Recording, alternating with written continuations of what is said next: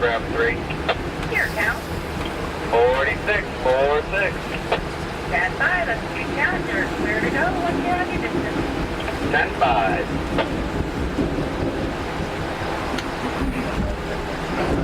All right, we're through our first switch. Again, my name's Brakeman Gary, and our engineer is Engineer Colin today for your journey to the summit of Mount Washington. So it's going to be about a 45-minute ride to the summit. You'll have approximately 1 hour at the summit, and make sure you hold on to your ticket. You will need your ticket to reboard the train on the summit, and you'll have a 45-minute ride back down to the base station. And we're crossing the Ammonoosuc River here to our front. That forms at the top of the Ammonoosuc Ravine by the two lakes that are by the lakes of the Clouds Hut, and those are the highest two lakes in the Northeast above sea level.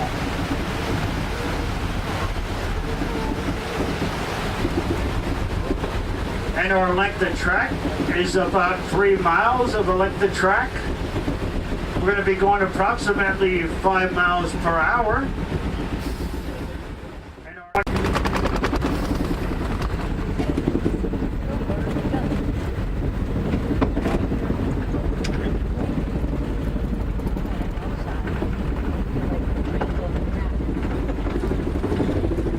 All right, there's our engineer getting us up to speed.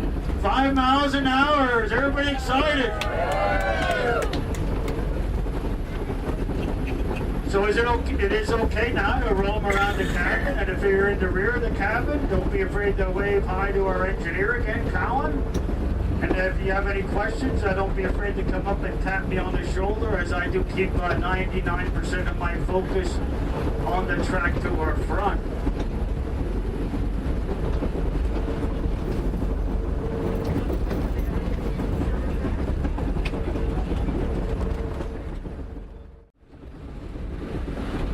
And then a gentleman by the name of Arthur Teets, no relation to Colonel Teets, but he was an earlier protege, bought the railroad from Dartmouth College with his wife Ellen Teets, who continued to run the railroad after Arthur's passing up until 1983, where the front, you'll see the yellow coach there.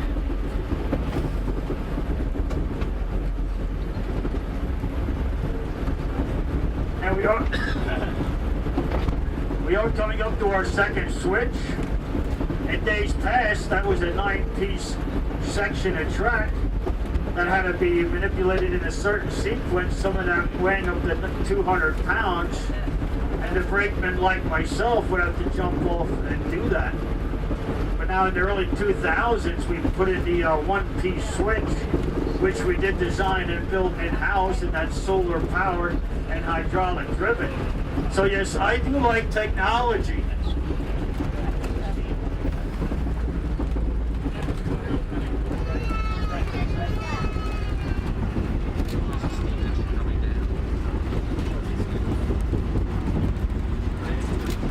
And also that's the steam locomotive coming down on the bypass portion of the track, so make sure you check that out.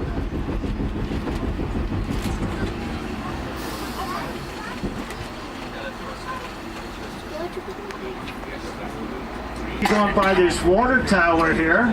This is a 6,000 gallon water tank, and that's where the steamer fills up on their way to this summit. So we're going to be getting close to that water tower. So at this time, everybody does need to put everything inside the coach. So if you have anything outside the coach, yes, thank you very much, please. We built our first biodiesel in 2008, so that's less than 10 years ago, and that's M1, that's the green one if you see it on the mountain. And we currently have 6 biodiesels in our fleet, and they are all designed and built in-house. And that is also, the coaches are all built and designed in-house, and you can see by the beautiful woodwork, they do a great job. And now here we have a down mountain train coming. This is M1, the first of our biodiesels. So make sure you look at the bottom of that locomotive, and you can watch the cog grabbing the rack in the middle of the trestle system. That is how the Cog Railway propels and brakes all its devices up and down the mountain. The wheels and the rails on the sides do nothing but guide us up the track. You can see that car grabbing that rack system.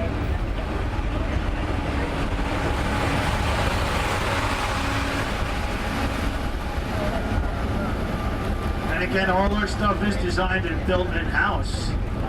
And if you look on the environment side at the trestle system, they found that during the Civil War, the trestle system was a lot easier to maintain than a railroad bed system.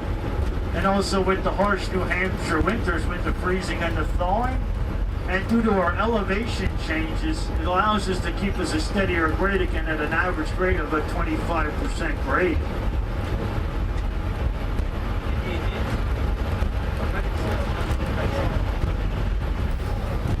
And we're currently building a new, that's a brand new coach just put into service this year.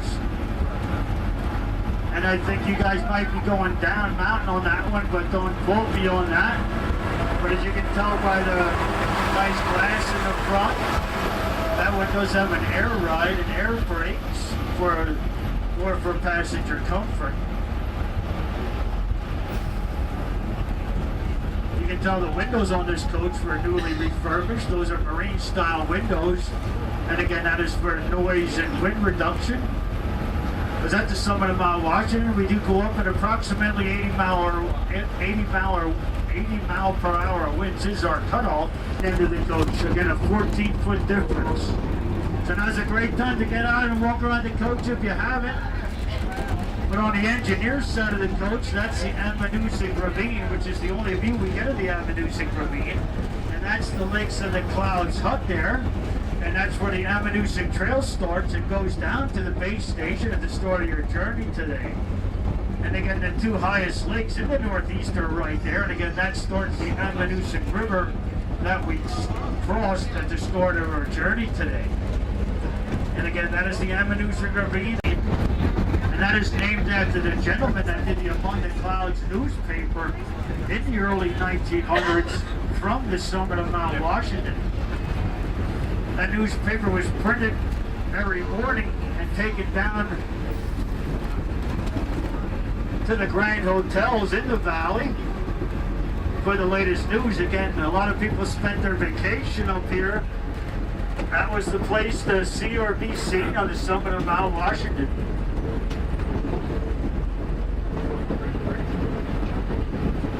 And that is Mount Clay to our front.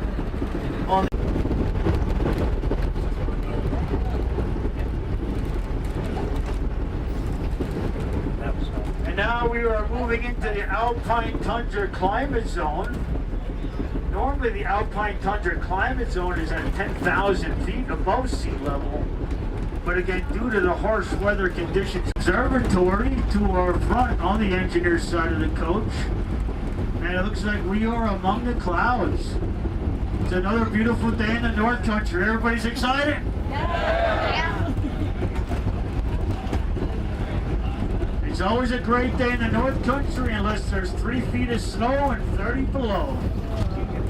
And that is the Great Gulf on the fireman's side of the coach. And that was created when the glaciers receded many